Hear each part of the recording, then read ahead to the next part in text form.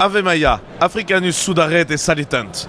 Encore un hors-série où on revient un peu sur l'expérience My Amateur avec des gens qui ont subi, qui se sont retrouvés dans My Amateur. Et du coup, sur cette année, on va accueillir Samuel et Mathieu. On est toujours au sein du Web Today 2018, plus de 6000 participants, on est à la fin de la première journée, c'est vraiment cool, il y a un rayon de soleil, c'est agréable, les gens boivent des bières, il y a une très bonne ambiance, c'est vraiment un festival qui est sympathique. Est-ce que vous avez aimé votre première journée? Très bien, parfait. Alors, je suis arrivé un petit peu en retard, mais ouais, ça permet de voir pas mal de monde, donc hyper agréable. Mathieu, tu as créé une entreprise qui s'appelle Bronze d'Afrique, et tu as fait My Amateur cette année. Est-ce que tu peux nous pitcher Bronze d'Afrique en 3 phrases? Notre but, c'est d'arriver à développer l'artisanat mondial pour transmettre le monde.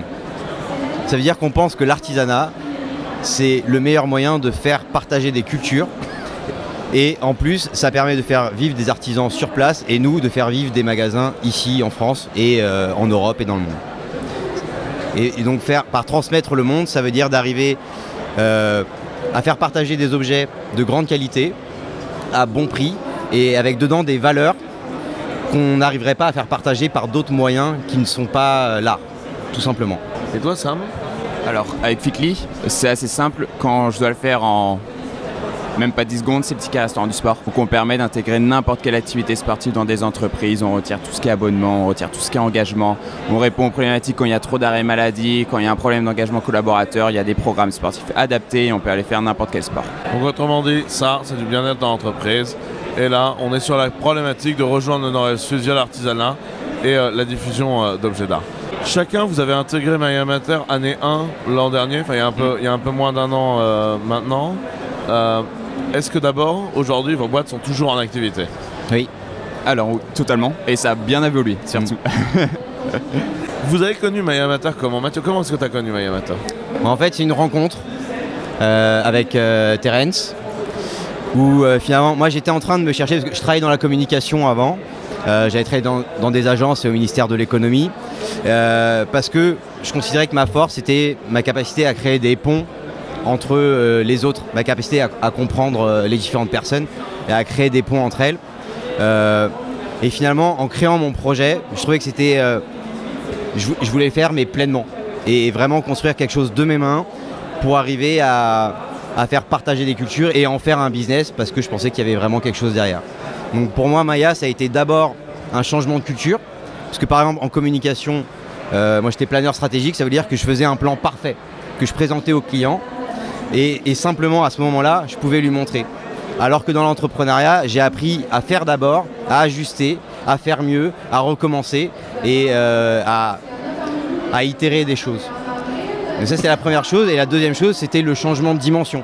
Et de ne pas simplement acheter des objets et les revendre, c'est dire on a quelque chose que personne ne fait, c'est duplicable, comment on fait? Et toi, Sam, comment est-ce que tu as connu Maya? Alors, pour retracer comment on a connu Maya, en fait, on est 3 dans l'équipe. Et donc, en fait, Sébastien, qui s'occupe de la technologie chez nous, on était étudiants. Et donc, on était en train d'itérer, de faire des tests en lançant avec un Google Agenda. Et d'un seul coup, il y a Sébastien qui vient me voir et il me dit bah voilà, il y a My Amateur qui se lance, je sais que vous êtes dans l'esprit, il faut aller vite, il faut aller tester des choses, il faut aller sur le terrain. Et donc il m'a dit bah My Amateur, il faut aller rencontrer Terence. J'ai rencontré Terence m'a dit ça match, c'est totalement aussi l'état d'esprit de My Amateur, il faut qu'on se lance et on a directement rejoint cette année-là. 1 an plus tard, on a fait beaucoup de choses. Si on se replace dans l'état d'esprit, vous êtes arrivé dans quel état d'esprit chez Maya? Quel état d'esprit vous arrivez il y a un peu moins d'1 an, vous débarquez dans Mélinette, cette espèce de caserne dans un état bordélique. Quelle est la première chose qui vous vient à l'esprit? Qu'est-ce que je fais là? Moi, tout d'un coup, j'arrive pour vendre des objets d'Afrique. Je connaissais rien à l'entrepreneuriat, à ce monde-là. C'est un monde que j'aimais beaucoup. Et en même temps, je me suis dit, est-ce que c'est pour moi? Comment je vais faire?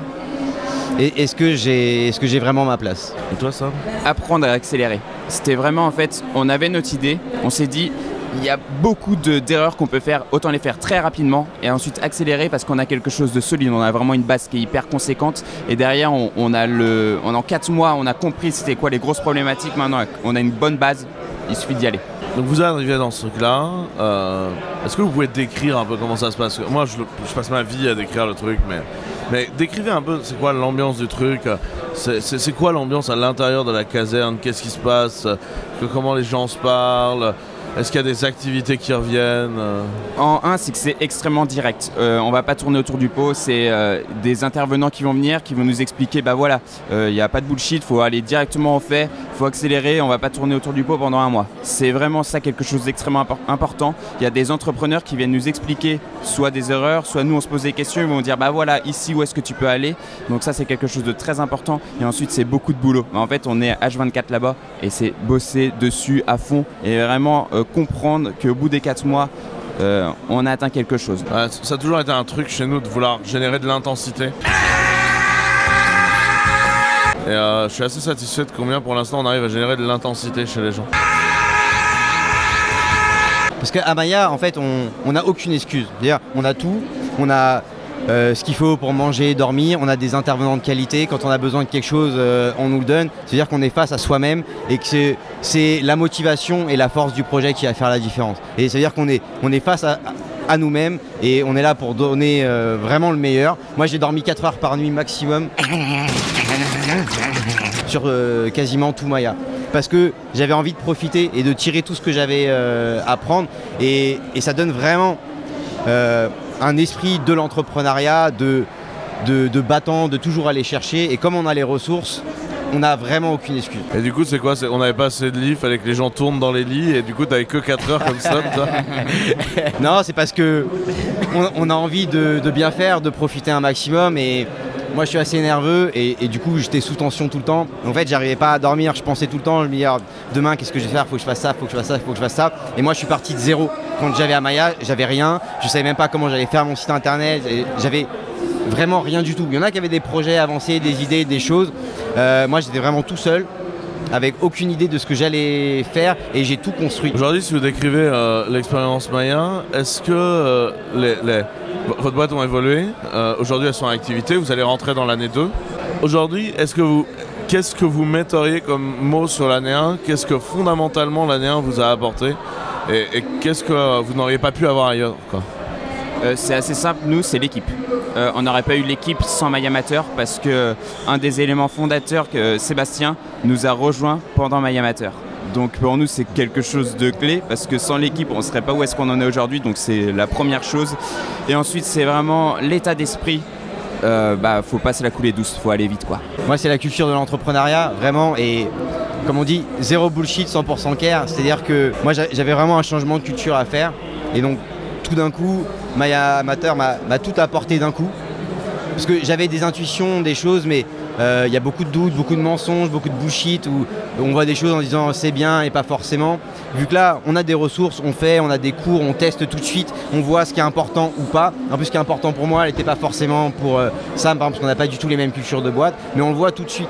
Et donc cette culture-là et la capacité à toujours se remettre en question, à toujours aller chercher des idées ailleurs, à réfléchir sur ce qu'on fait et à avancer pour aller le plus loin possible. Moi, c'est vraiment quelque chose qui a été fondamental dans, pas forcément dans le fait que je construise un projet, mais dans la manière dont mon projet s'est construit et dont il va continuer de se construire dans le futur. Est-ce que la vie autour de Mayamateur, la construction de Mayamateur a fait que la communauté a persisté au-delà des 4 mois et qu'en fait vous allez retrouver des gens avec lesquels vous communiquez toujours quand vous allez arriver à Saint-Nazaire dans quelques semaines là, ouais. vous allez réellement retrouver des gens avec qui vous continuez à communiquer quoi? Moi je travaille avec Geoffroy qui mettait en lien des studios de jeux vidéo indépendants et des streamers. Et aujourd'hui, ils vendent de l'art africain à des magasins. Donc effectivement, en termes de Switch, c'est quand même énorme. Et il y a même d'autres personnes avec qui moi j'ai continué à faire des rendez-vous, moi pour les aider dans leur boîte et eux pour m'aider à développer ma plateforme. Je pense qu'on est vraiment une communauté, on se revoit souvent. Alors on s'aide ou on s'aide pas, mais en tout cas, il y a comme un esprit scolaire, j'ai l'impression, où en fait on est vraiment une promo. Et même sur la promo suivante, il y a cet esprit entre guillemets d'école. En tout cas, il y a cet état d'esprit où on partage et on a envie d'aider les autres. Aujourd'hui, je vois passer sur Slack une demande. Vous les aimez, les nouveaux de la petite promo, là, vous les aimez ou pas? Pardon? Vous les aimez bien, les nouveaux de la promo? Ils ont l'air sympas, on les connaît pas encore assez.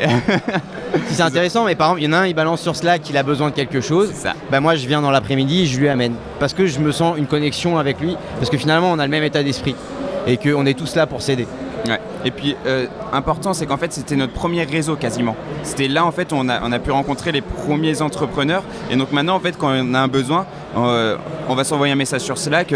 Ouais, je sais que tu as travaillé avec les banques. Est-ce que tu as un contact à me donner? Là, j'ai un sujet par rapport aux ventes. Je sais que tu parles à cette entreprise. En fait, on n'hésite pas à se demander parce qu'on a dormi ensemble, on a mangé ensemble, on a vécu pendant 4 mois ensemble. Donc, en fait, ça accélère tellement le fait. Je vais répondre direct. Je sais, c'est Thomas d'Avray Débarras, je vais décrocher. Je sais que c'est Mathieu, je vais décrocher. Je vais directement lui envoyer les contacts. C'est quoi votre attente? Qu'est-ce que vous aimeriez qu'on délivre sur l'année 2? Alors là, nous, on a bien accéléré. On a réussi à construire des piliers qui nous semblent solides. Donc là, c'était vraiment avoir quelque chose de bien solide pour derrière aller beaucoup plus vite. Donc là, c'est vraiment mettre en face pour que la fusée puisse démarrer à la fin de la deuxième année. Nous, c'est vraiment arriver à changer de dimension. C'est-à-dire, on a un projet qui fonctionne bien, qui fait une entreprise tout à fait respectable avec des clients dans 15 pays du monde. C'est bien, mais on veut aller plus loin. Et vraiment, on ne veut pas une simple entreprise, on veut vraiment créer un projet avec plein de choses derrière. Donc on attend de Maya de nous aider vraiment à faire ce changement de dimension. On a un problème chez Maya, il y a plein de gens qui pensent qu'on n'existe pas, que c'est pas vrai, qu'il y a une arnaque, que ça peut pas être à la fois gratuit et qu'on prenne pas de part et que ce soit full bénéficiaire. Et du coup, on essaie de leur expliquer, genre, si contacter les gens, genre, tout le monde est là, c'est vrai, en fait, on existe pour de vrai, c'est là, en fait. Qu'est-ce que vous pouvez raconter à ces gens-là? Je sais plus quoi dire, en fait, moi, pour les convaincre. Je sais pas, je peux leur donner mon numéro de téléphone ou mon email s'ils veulent. Bah, ce type de vidéo. Et nous, derrière, on les remonte encore à tout le monde pour leur montrer que réellement, pendant 4 mois, on avait tout à disposition pour vraiment atteindre l'objectif qu'on avait dit au début de Maya. Donc ouais, ça existe réellement. Sinon, ils peuvent aller voir comment ça se passe. Là, en ce moment, c'est la session, il y a la caserne. Comme on dit, il y en a, ils ont besoin de voir pour croire. Bah, allez voir. Qu'est-ce que vous diriez à quelqu'un qui aujourd'hui hésite à rentrer à Maya Matter? C'est quoi le message que vous lui porteriez? C'est quoi ton problème? Ouais, c'est dommage. Il n'y aura pas de meilleure option. Il y a tout pour rejoindre, en fait. C'est gratuit, il y a des bons intervenants, il y a un bon état d'esprit, en tout cas moi je trouve. C'est juste en fait, pour moi c'est une erreur. Peut-être que quelqu'un qui veut pas aller à Maya Matter, en fait, il veut pas vraiment se lancer. On connaît tous quelqu'un qui a envie de lancer des projets et qui les lance jamais. Et ben peut-être que c'est celui-là. Parce que celui qui veut lancer son projet, vu qu'il a tout à disposition, il n'a plus aucune excuse. Parce que Maya, ça tue les excuses. Ça peut être la peur, c'est ça. Ça peut être juste la peur peut-être de se dire parce que c'est soit pendant les 4 mois on survit parce qu'on a été challengé, soit on arrête. Donc ça peut aussi peut-être être potentiellement la peur de se dire peut-être que mon projet n'est peut-être pas apte. Qu'est-ce que vous diriez à notre déesse de la croissance par la sève? Vous avez un message à lui apporter à notre déesse? Merci. Continue comme ça. Vous avez des gens que vous avez particulièrement envie de remercier dans l'équipe de Maya? Bah, moi je voudrais déjà te remercier. Ah mais hormis moi, je suis dans le plateau. Toi pour l'avoir créé et moi personnellement Terence parce que c'est grâce à lui personnellement, vu qu'il me connaissait, il m'a dit je pense que tu as ta place et que c'est vraiment ce lien personnel qu'on avait qui a fait que je me suis retrouvé là. Alors moi c'est quasiment en fait chacune des boîtes parce qu'en fait chacune des startups qui étaient avec nous a aidé à un moment. Et donc c'est vraiment remercier tout le monde, donc ça c'était déjà au top. Ensuite bien sûr toi, ensuite il y a Terence, mais il y a aussi là cette année ceux qui vont nous suivre sur l'année 2. Là aussi eux à chaque fois ils vont nous accompagner et donc c'est vraiment remercier tout le monde parce que c'est vraiment un groupe, c'est vraiment si on a besoin on va s'envoyer des messages et puis directement ça va créer quelque chose. Donc c'est vraiment remercier tout le monde parce que tout le monde répond, tout le monde prend de son temps alors qu'à chaque fois on sait on peut être occupé mais tout le monde répond direct. Et au-delà de ça, il faut quand même pas oublier Francky Trichet parce que pour un élu avoir ce type de démarche et pour avoir travaillé avec beaucoup d'élus dans les agences de communication, parce que c'est quand même mes clients, ce type de démarche est rarissime. Quand on le fait, on voit que ça marche, mais le fait d'avoir le culot, entre guillemets, de prendre cette décision-là, on se rend pas compte à quel point c'est énorme. Vous saviez que ça allait arriver. Vous avez une citation latine? Pas du tout. Je sais pas parler latin. Bah alors, mais pas du tout. Mais moi non plus, je sais pas parler latin. J'invente du latin à chaque début d'épisode. Ah si. Isperususante. Ce qui signifie. Pas la moindre idée parce que je vais pas le prononcer. Moi j'ai envie de dire Yel Caillé. Ce qui veut dire. Aucun problème. Merci beaucoup. C'est vraiment cool de vous avoir dans Maya. J'espère que tout va continuer comme ça. N'hésitez pas si vous voulez quoi que ce soit. Et puis bah bon Web Today les gars. Ouais. Merci. À très vite. À l'année prochaine.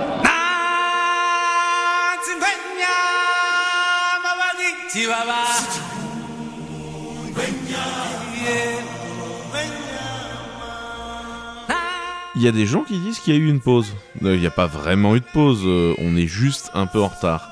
J'espère que cette interview des gens qui ont fait réellement My Amateur vous a plu. On est de retour. Dès la semaine prochaine, il y a un vrai épisode qui sort. Et n'oubliez pas que les candidatures sont ouvertes pour la 3e saison de My Amateur. Venez sur le site de My Amateur et j'espère vous retrouver tous cet été.